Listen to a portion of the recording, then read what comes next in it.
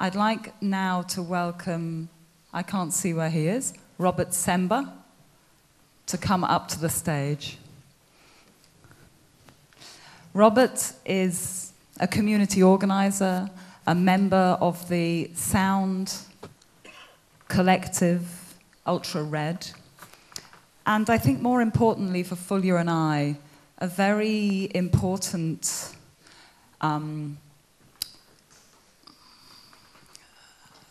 influence in our thinking about the way in which art, activism, concepts of the public sphere might develop through discussion, dialogue, conversation.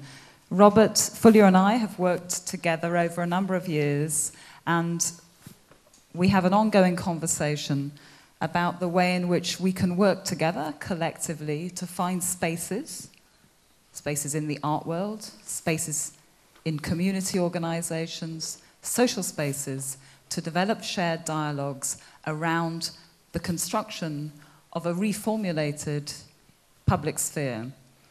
Robert is going to talk now for about 30 minutes, and then there'll be plenty of time for discussion.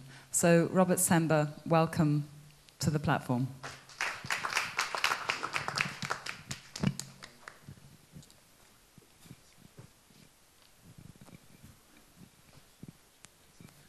All right, that's good. Thank you very much. So I want to thank Fulya and Andrea for inviting me. This is not the first time that we are going around together. I have had the great pleasure of being invited to Amsterdam for 2 of the investigations that they organized, and am deeply committed to and interested in the investigations that they've been undertaking now for a number of years into this question of the public.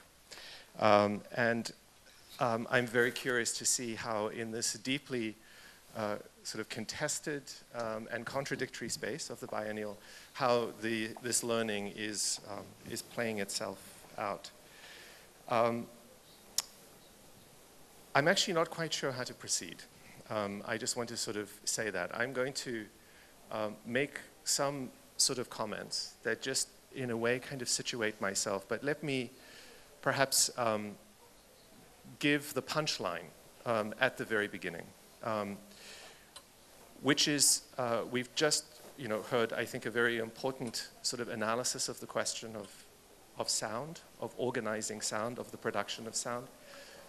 I'm actually very interested in matching that or complementing that with the question of listening. And how do we organize the conditions of listening?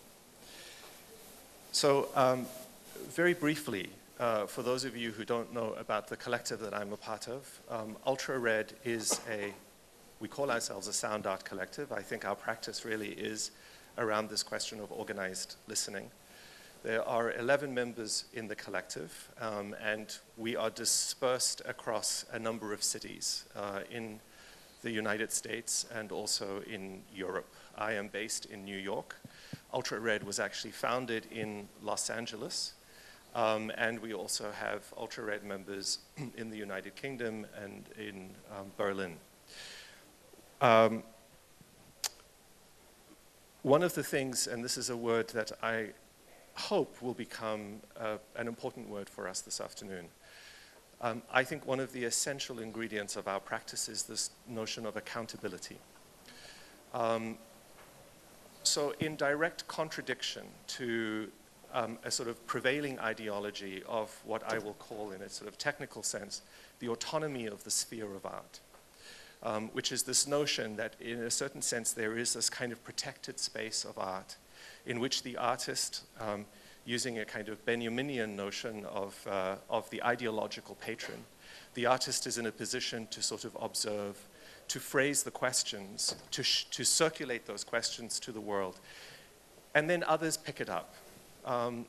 We in Ultra Red talk, using that language, about actually staying to try and answer those questions.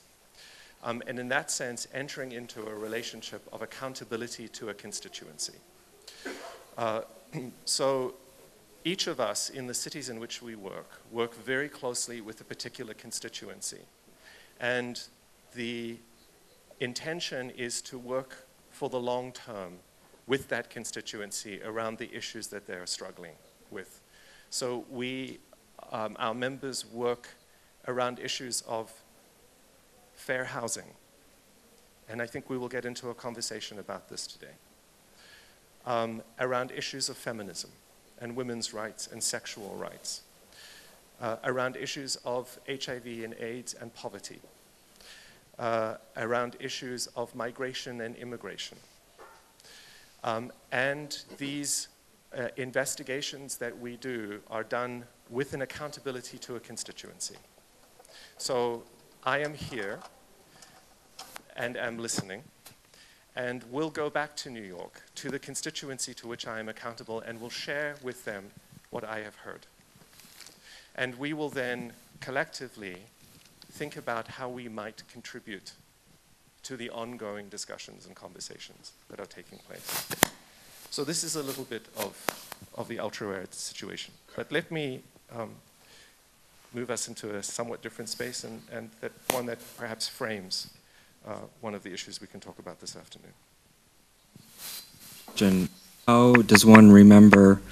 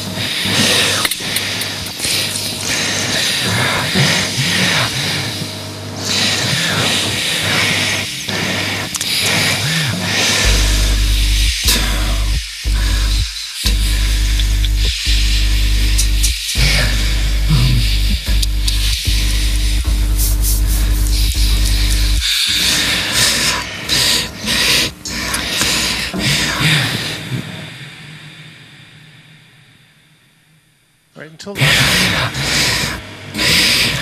was to provide a host of ultra-rare work with the kind of discussion of the processes that we use in order to be able to conduct our discussions, and also to share with you an overview of some of the investigations in which we are currently involved. In a certain sense, I was going to sit into a room without really knowing the context, with the hope that something I said can in fact resonate with some of the practices of current society, in a certain sense,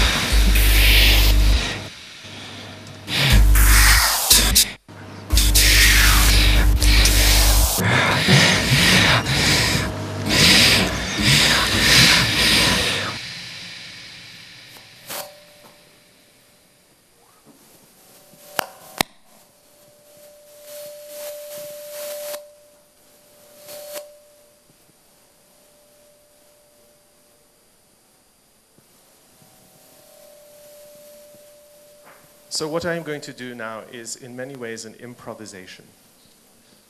It is about trying to actually create the context or space for listening which is out of the moment that we find ourselves in. It reminds me of two definitions of improvisation that I think are worth us spending some time thinking about. The one comes from the musician, the composer, the Maoist activist, Cornelius Cardew.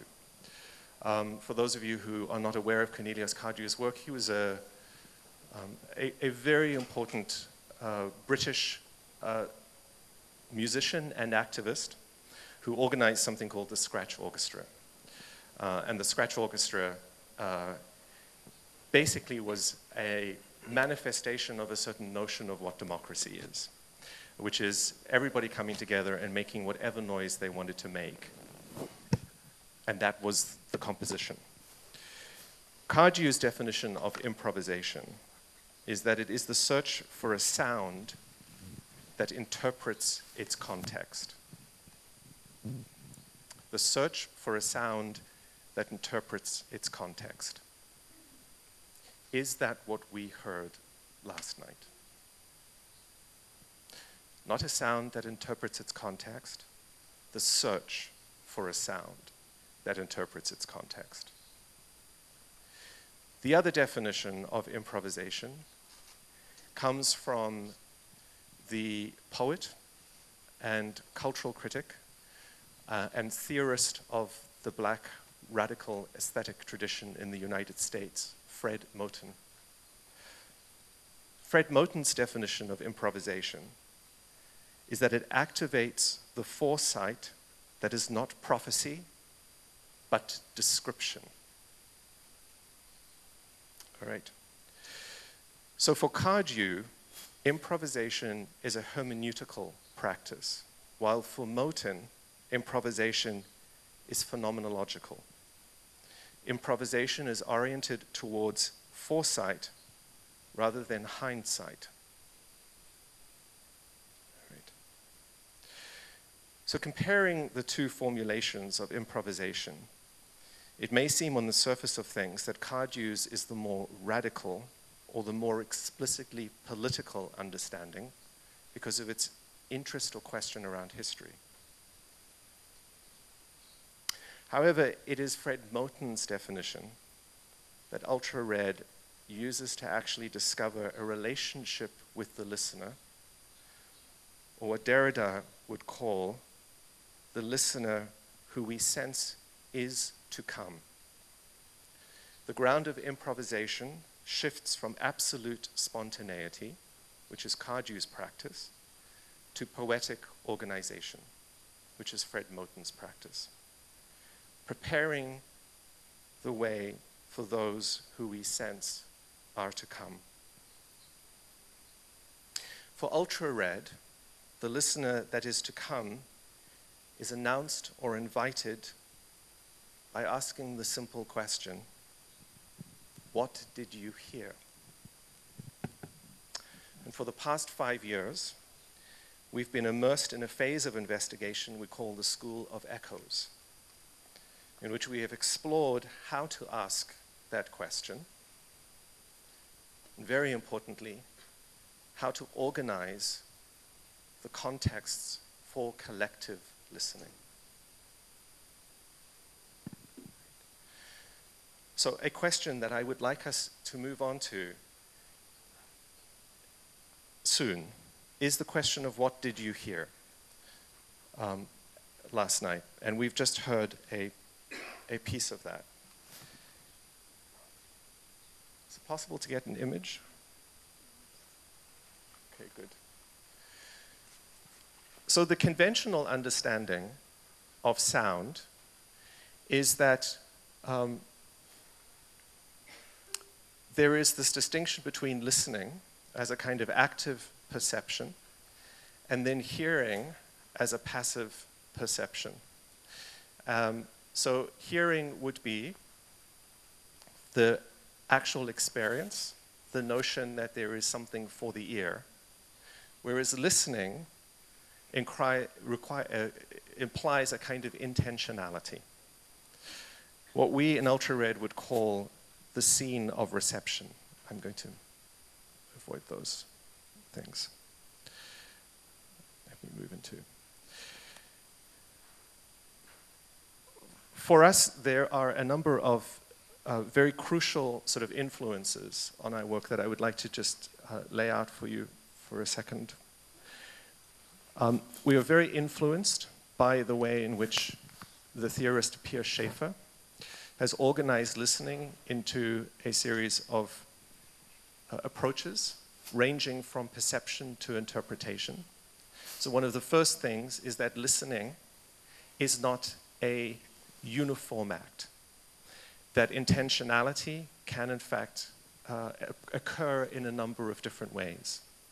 So one can, for example, listen to the quality or the sound of my voice, its tone, its pitch, its timbre. One can also listen, as we heard in the prior presentation, to the resonant frequency of a room, which is one of the things that loudness gives us.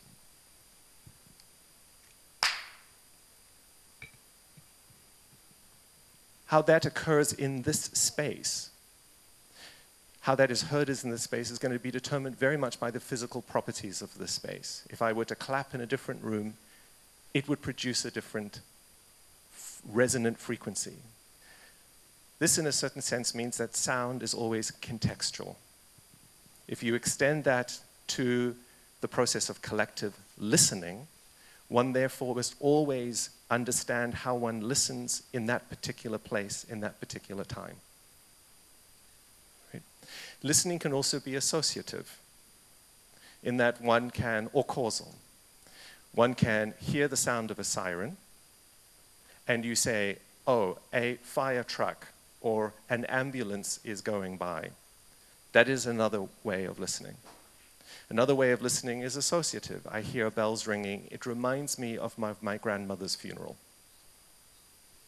Right? Or one listens in a much more deeply hermeneutic sense. The bells ringing are part of the cultural conventions and traditions of certain kinds of religious institutions. And it is a way of calling attention to the community collective. So there are these many different aspects of sound or listening. Another deep influence for us is the work of Paulo Freire. Paulo Freire is the Brazilian popular educator who began to practice a process of education that began not with simplicity but with complexity. In order to be able to demonstrate to the folks that he worked with that in fact the world is made up of a composite of processes or particles that can be dismantled and reorganized in some way. There's this lovely story where Freire was looking for a root word that could be used in these processes of teaching, and he wanted to use the word, a word that was a multisyllabic word that included as many vowels as possible. And the word that he wanted to select was compadre. Elsa, his wife, actually suggested that they use the word for a handmade cooking pot in order to actually attach it very directly to the process of actually making the tools of the community, in order to be able to understand that just as those were made, so future tools could be made and unmade and remade. Another very important influence for us is what we call AIDS cultural analysis. And this is what this image is of. This is from 1987. It is an installation that was in the windows of the new museum in New York City on Broadway. It was at the beginning of the AIDS crisis. It was at a point where biomedicine was beginning to actually dominate the interpretation of the AIDS crisis through a set of highly stigmatizing notions of sexuality and identity. At first, AIDS had been called GRID, G-R-I-D, gay-related immunodeficiency syndrome, in which the very community that was most impacted was being blamed. It was being named for this illness. This was also a time during Ronald Reagan's administration, where for the first 7 years of his presidency, which ran for 2 terms, he never said a single public statement about HIV or AIDS. By the time he did, almost 60,000 people had died of the epidemic, and a few million were infected with HIV and AIDS. It was the work of activists who came in and occupied the space of art, literally, that transformed the discourse, that shifted the discourse to one of a structural analysis around the AIDS crisis, in which the analysis was an epidemic is by definition a social event, it is by definition a political event, and that the true causes of this epidemic were homophobia, were gender violence, were poverty, was stigma, and also the complicit inaction of the state.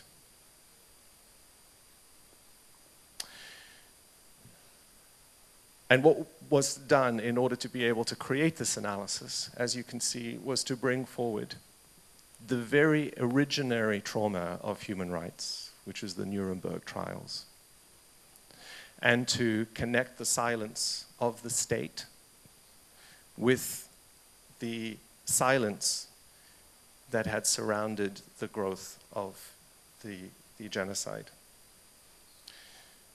This became the slogan of this movement, which is the idea that silence equals death. And what we in Ultra Red have done is to bring this slogan into conversation with Paulo Freire's observation that silence is the condition for listening. So what that suggests to us is that silence is not simply the absence of sound. Silence is itself a discourse, and that it is a discourse that can speak in many different ways. Okay. I want to sort of close my formal remarks, and let's move into some kind of a discussion, by talking about 3 scenes of listening. Because one of the things is that if we think of listening as a collective action, as opposed to a highly subjective individual action, we think of ears as connected to bodies. Therefore, listening is always, in a certain sense, an embodied action. And just as we are gathered here today, that we think of listening as a community of listeners in some way, you start to then ask the question, is how do you constitute a scene or scenes of listening? This gets me to the last major influence on Ultra Red. And it gets back to that question of accountability. And that last major influence is liberation theology. Particularly in liberation theology, the demand for the preferential option of the poor. We love that because the acronym is POP, POP, all right? And we have played around with that, particularly with house music.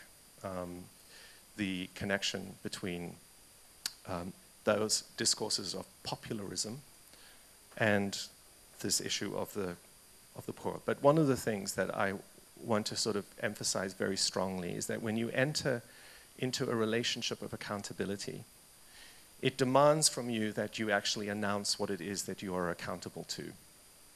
And what liberation theology does is it says that one must always be accountable to the conditions and needs of the poor. And what we take this to mean is those who are marginalized, those who are excluded, those who are, in a certain sense,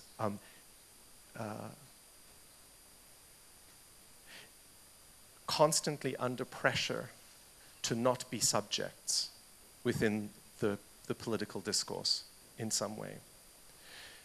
And to think of the process of resisting that as more complicated than simply bringing their speech into a space.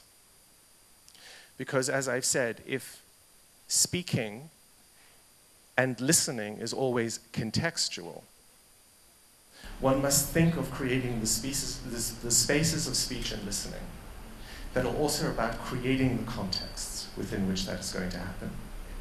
So a liberal approach to this would be an approach of equality, which is to say that the spaces of hearing and the spaces of speaking are resolved, and that what needs to happen is that they, in a certain sense, simply need to be opened so that there can be more voices. This, I would say, is a kind of liberal approach to this issue, as opposed to the radical approach, which is saying how do the contexts need to change in order for the speaking and the listening to take place that is truly going to be transformative in some way. So in thinking about that process of change, I want to just give you very briefly 3 scenes of change.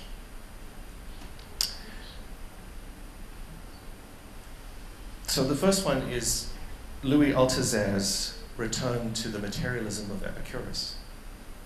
Specifically the drama of the original reign of atoms that move continuously through space until, without reason, one swerves from its path and comes into contact with another. If a second encounter follows the first, a chain reaction results that may bring into being a new world. For this outcome to occur, the swerve, that first swerve, must first take place, and it must then take hold, occupy. It must be received. Althusser presents this materialism of the encounter as a philosophy for revolutionary change, a model for the organizing long practiced by social movements. Activism usually entails an intellectual delivering a specific political analysis, critique, or ideological formation to an audience positioned to receive that analysis. This can be considered the initial encounter. Left there, the terms of analysis will define the terms of intervention that the members of a movement are asked to implement.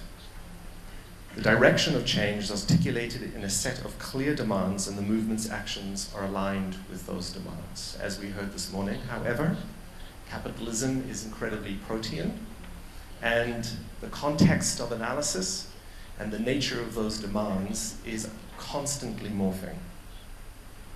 The second encounter, therefore, entails organizing the space of reception above and beyond the analysis itself. The analysis may initiate a process of investigation or learning, but does not foreclose or completely define its trajectory. For ultra-red, reorienting our approach towards the second encounter as a matter of strategy consists of an inquiry into the very ways we conceptualize aesthetic operations. Do we continue, for example, using aesthetic terms derived from an autonomous artistic sphere to create and judge the semiotics of affect and form within political movements? What formal and aesthetic terms may be derived from inquiries that situate cultural production within the context of antagonisms of everyday life struggles, where the points of convergence and divergence between the domains of art and activism stem from political stakes and not solely from artistic skill or aesthetic judgment? So what does it mean to make a work of art towards the preferential option of the core, as opposed to the aesthetics of modernism? The second encounter calls cultural workers into a different relationship to their work and audience, one in which the artist can no longer hold the position of aesthetic or ideological authority. The focus on reception also acknowledges that political collectives have something to teach about poetics, form, semiotics, and audience that cannot be learned in the autonomy of art. I want to illustrate this in a historical scene which is also a memory. It was the morning of June the 12th, 1988, in Durban, South Africa, which is where I was born and grew up. The apartheid government had declared the second state of emergency. I'm sure that this will be resonant for those of you who are old enough to have lived through the military dictatorship in this country, and probably contemporary conditions. The government had declared a second state of emergency, which came into effect just after midnight. I was acutely aware of this because an organization that I had helped to found, called the End Conscription Campaign, which was an organization by white males to resist the draft, to resist the requirement that they enter into the South African military, we were banned.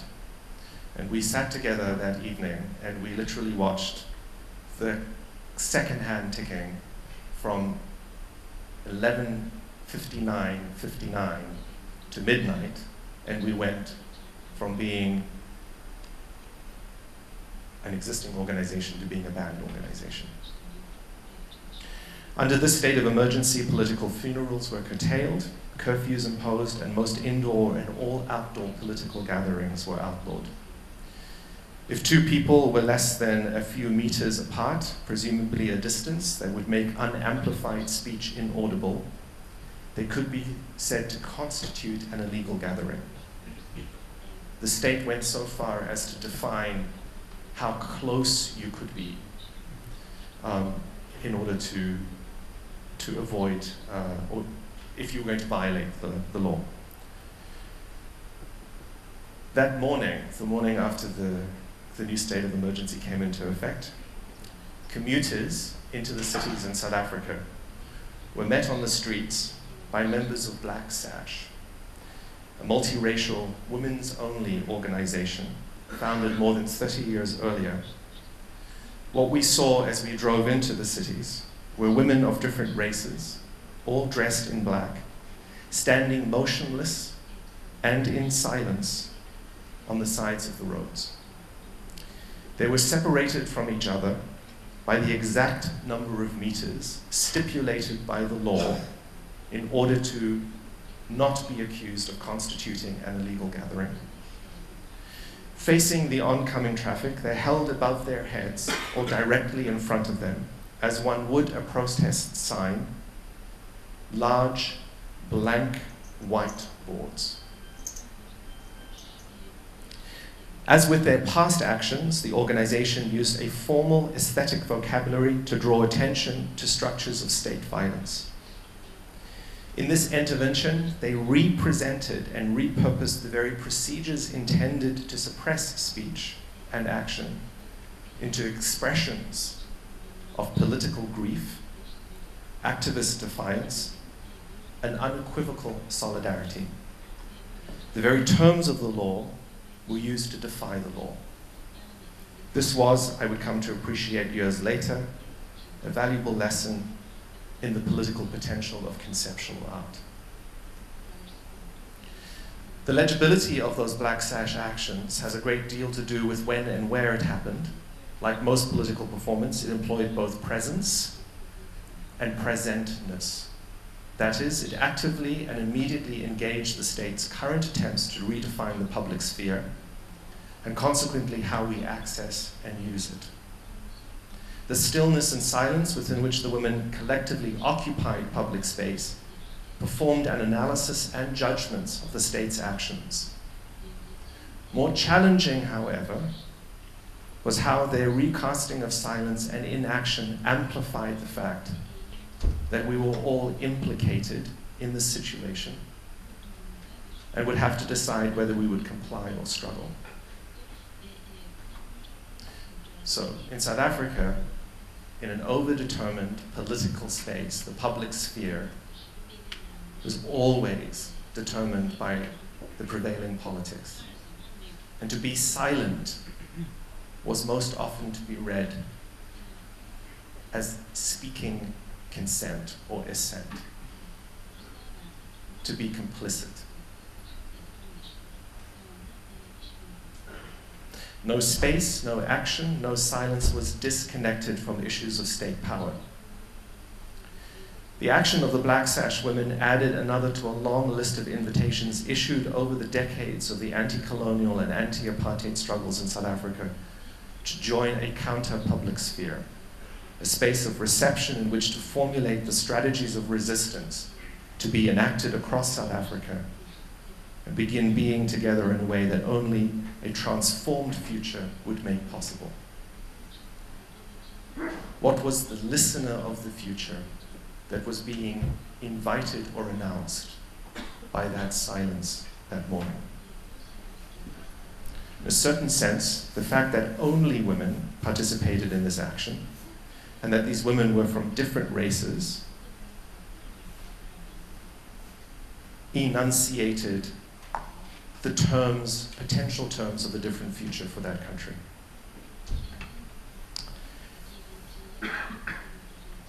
For those of you who follow South African politics, you will know that as the African National Congress transformed from being a liberation movement into a political party, it has simply reproduced the very structures of inequality that were the condition of the apartheid state.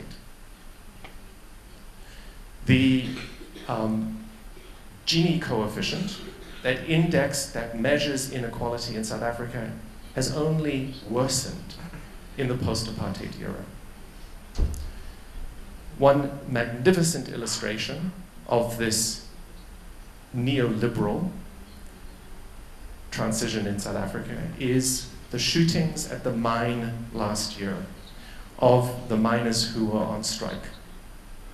I don't know if you read that, but last year the South African police opened fire on a group of miners who were striking and killed many of them in a way that for many South Africans reminded us of the Sharpeville massacres that were so necessary to the power of the state in the early phase of the apartheid regime. In 1980, one of the most important anti-apartheid actions were massive strikes in the mines in South Africa, organized by an incredibly important anti-apartheid activist. Today, he is the chair of the board of the mine where the shooting took place and is a multi-millionaire. That is an illustration of the liberal shift that has occurred in South Africa as it has moved from the apartheid to the post-apartheid era. So now let's go to this question, what did you hear? I think we began in the last session to begin to open that question up, and I would like us to potentially return there. For those of you who are not there, there was a part of the recording that we did not hear, which was towards the end of the events last night. An elderly gentleman got the microphone and told the story of being displaced from his home in Istanbul, of the building being, of his home being demolished and removed. Now the question can be asked, why tell that story in the space of art? What does the biennial have to do with the gentrification process that is underway in Istanbul at this point? I know this context very little, so I am here to listen and to learn. But one of the things that I have heard is that the coach company has recently opened 6 development companies that are connected to this process of the redevelopment and gentrification of the city. And in terms of the preferential option of the poorer neighborhoods of this city, this extraordinary city, the poorer neighborhoods that have already, in a certain sense, in the notion of the public sphere, held a marginalized position, that marginalization is being rematerialized as communities, not even just down the hill, are being displaced literally to the outskirts of the city. The reconfiguring of the urban sphere is in many ways a reconfiguring of this notion of the public sphere. And it is not organized around a radical equality.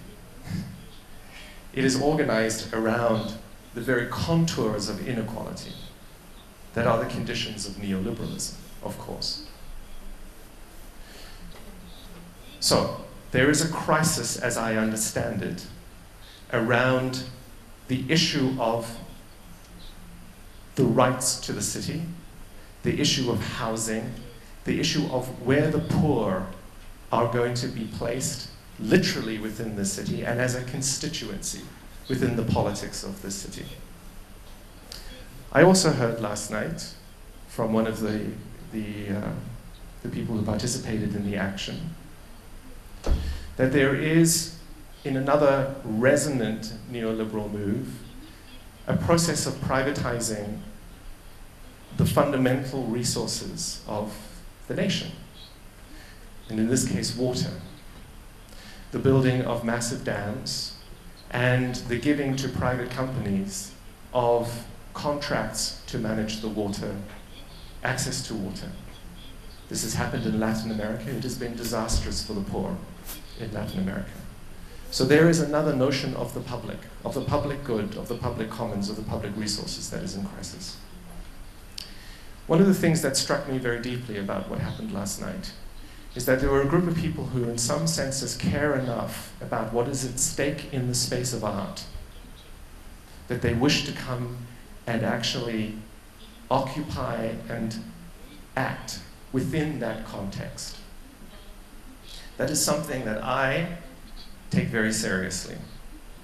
And I'm very interested in what is being expressed around the potential of art in those kinds of actions.